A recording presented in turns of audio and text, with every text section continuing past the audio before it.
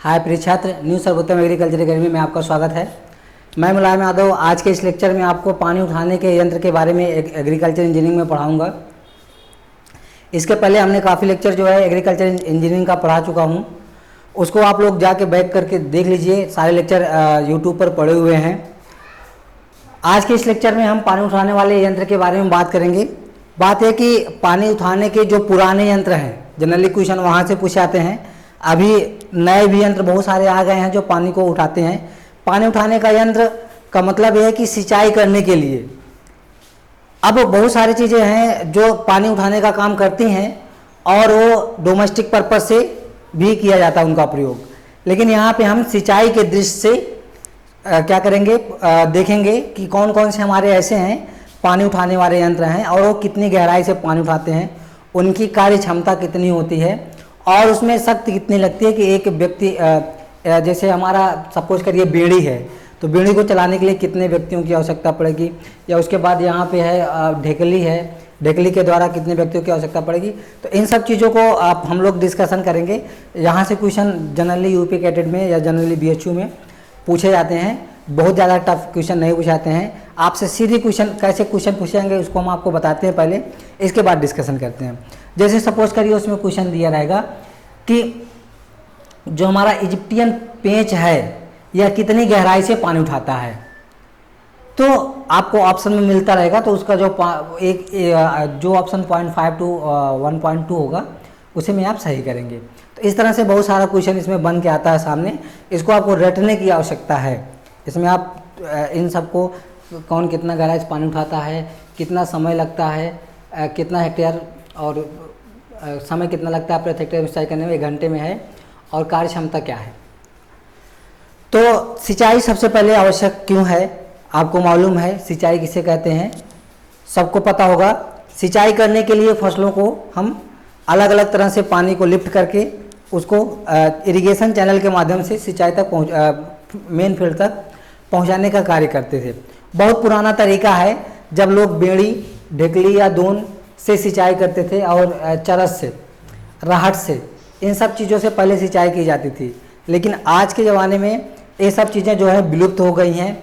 बहुत बड़े बड़े जैसे समर्सिबल होता है जिसमें मोटर जो है पानी में ही डूबा रहता है, उससे सिंचाई करते हैं, या गवर्नमेंट की बहुत सारी मशीनें आ गई हैं उसके द्वारा।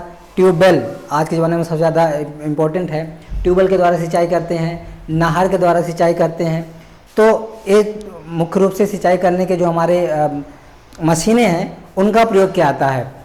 अगर क्वेश्चन आपसे पूछा जाए कि भारत में सबसे ज़्यादा सिंचाई किससे करते हैं या यूपी में किसके द्वारा सिंचाई सबसे ज़्यादा की जाती है, तो देखिए चाहे भारत हो चाहे यूपी हो, सबसे ज़्यादा सिंचाई जो है वो किससे की जाती है, नलकूप से की जाती है या ट्यूबवेल से की जाती है।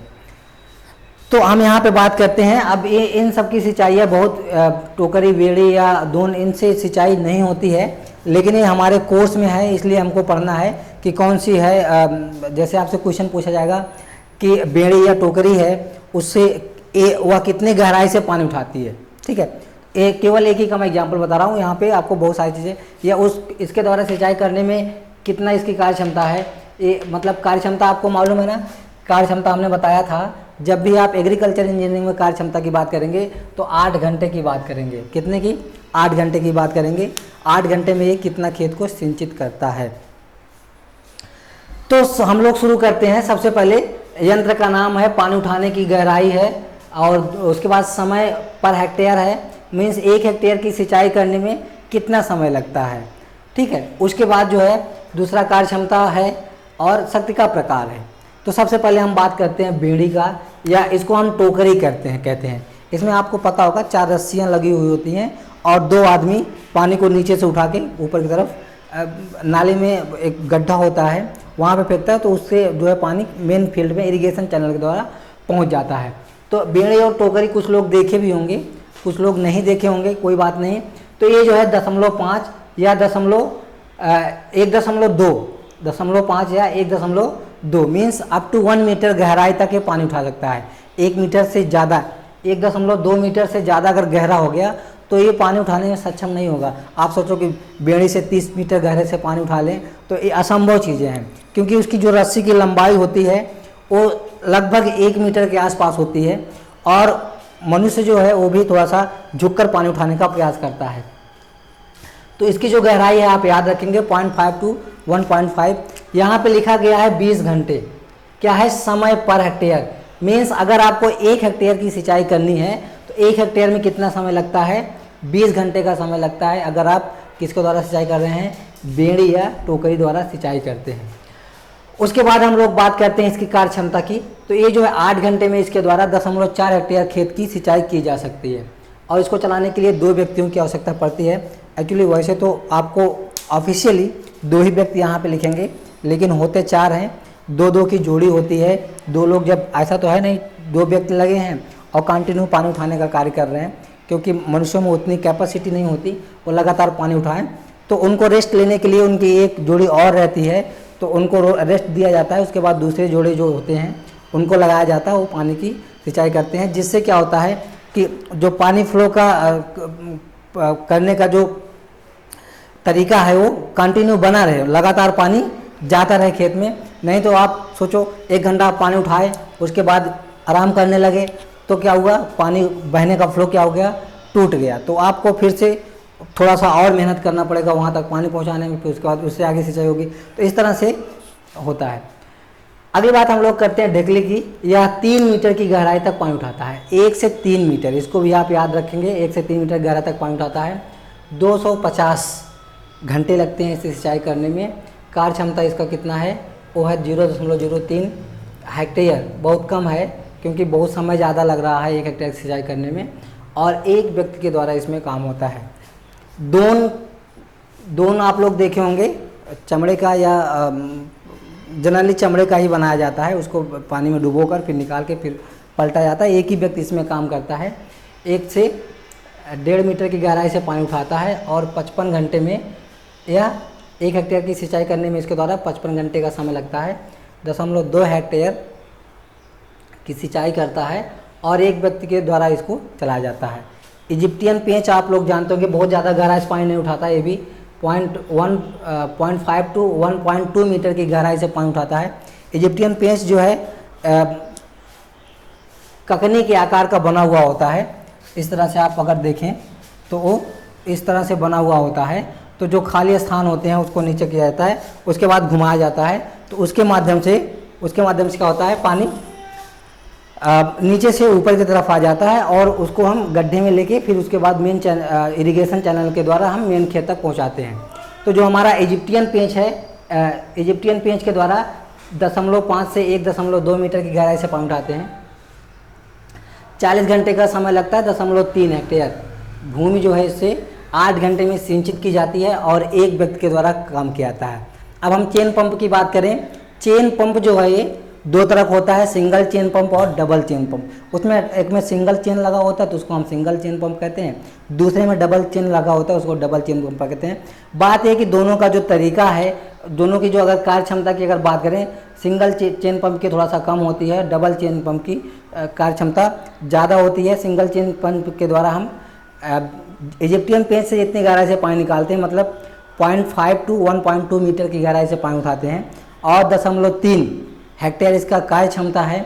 और इसको चलाने के लिए भी 2 + 1 आदमी की आवश्यकता पड़ती है, मतलब कुल 3 आदमी इसमें लगे हुए होते हैं। डबल में क्या है कि ये 3 मीटर की गहराई से पानी उठाता है, थोड़ा सा इसका जो कैपेसिटी है बढ़ जाती है और क्षेत्र भी बढ़ जाता है पर हेक्टेयर सिंचाई करने का। और कितना है इसका कार्य क्षमता 0.4 हेक्टेयर है और 2 आदमी की इसमें आवश्यकता पड़ती है। इसके बाद हम लोग बात करते हैं चरस की। चरस की बात करते हैं। चरस के द्वारा 6 से 30 मीटर की गहराई से पानी उठाते हैं, काफ़ी नीचे से पानी। अगर आपको बहुत गहराई से पानी उठाना है तो आप इसका प्रयोग कर सकते हैं। 90 घंटे का समय लगता है इसके द्वारा सिंचाई करने में 1 हेक्टेयर की, और इसकी कार्य क्षमता क्या है 0.5 हेक्टेयर है 8 घंटे में। इसके बाद मायादास लिफ्ट की बात करते हैं। मायादास लिफ्ट भी 2 होती है, सिंगल मायादास लिफ्ट और डबल मायादास लिफ्ट। मायादास इसके खोजकर्ता के आधार पर इसका नाम रखा गया है। लिफ्ट का मतलब जानते होंगे आप, पानी को उठाना। पानी को, लिफ्ट का मतलब होता है उठाना, वो किसी भी चीज़ को उठाए। लिफ्ट आप लोग देखते होंगे बहुत बड़े बड़े जो रेस्टोरेंट्स होते हैं उन जगहों पर भी लगा हुआ होता है, या फिर बहुत ऊंचाई पर आपको चढ़ना तो सीढ़ी के माध्यम से आप नहीं जा सकते हैं तो वहाँ पे भी लिफ्ट का प्रयोग किया जाता है। तो लिफ्ट वो वही लिफ्ट हो गई जिसके द्वारा से हम किसी चीज़ को ऊपर उठाएं। मायादास। तो ये खोज करता के आधार पर इसका नाम मायादास लिफ्ट हो गया। ये सिंगल और डबल दो होती है। डबल का क्या क्या, दोनों की कार्य क्षमता लगभग समान है, ठीक है, लेकिन ये है कि दोनों में अगर हम सिंगल मायादास लिफ्ट की बात करेंगे तो 95 घंटे लगेंगे 1 हेक्टेयर की सिंचाई करने के लिए, और कार्य क्षमता इसकी 0.25 है, दोनों की 0.25 है, और व्यक्ति जो है दोनों में 2-2 लगते हैं। उसके बाद राहट आप लोग जानते हैं बैलों द्वारा चलाया जाता है। इससे जो है 4 से 9 मीटर की गहराई तक पानी उठाते हैं। 35 घंटे का समय लगता है 1 हेक्टेयर की सिंचाई करने में। 0.25 का इसमें समय लगता है। इसमें भी 2 व्यक्ति की आवश्यकता पड़ती है। हैंड पंप आप लोग सभी लोग देखे होंगे, 4 से 6 मीटर की गहराई तक पानी उठाता है। 4 से 6 मीटर की गहराई तक पानी उठाता है, और इसका जो कार्य क्षमता है वो 345 घंटे में 1 हेक्टेयर खेत की सिंचाई करता है।